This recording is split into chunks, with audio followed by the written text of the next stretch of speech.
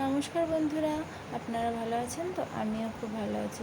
আমি দুপুরের রেসিপি নিয়ে চলে এসেছি। আমি আজকে রান্না করব চিকেনটাকে প্রথমে আমি দই দিয়ে ভালো করে ম্যারিনেট করে রেখেছি।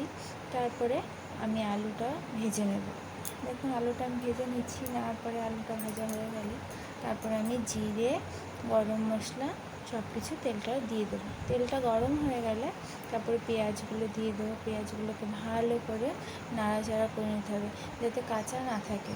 একটু ভাজা ভাজা হয়ে যাবে, যেমন লাল লাল হয় দেখতে, ওরকম হলে বেশ দেখতে সুন্দর লাগবে। আর পেঁয়াজের যে একটা গন্ধ আছে ওইটাও আর বেরোবে না। তারপর পেঁয়াজটা ভাজা হয়ে গেলে আমি জিরে, আদা, রসুন সব পেস্ট করে রেখেছিলাম, পেস্টটা আমি দিয়ে দেবো।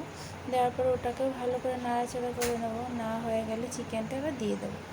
যে দই দিয়ে আমি চিকেনটাকে ম্যারিনেট করে রেখেছিলাম সেটা আমি দিয়ে দিলাম। দিয়ে দেওয়ার পর ভালো করে নাড়াচাড়া করে নিতে হবে, ভালো করে কষিয়ে নিতে হবে।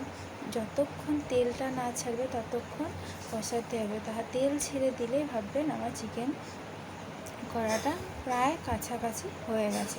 তারপর জল দিয়ে দিলাম। জল দেওয়ার পরে দেখুন আমার চিকেন রান্নাটা রেডি হয়ে গেছে। আপনাদের আজকে দুপুরে খাবারটা কেমন লাগলো অবশ্যই কমেন্ট করে জানাবেন।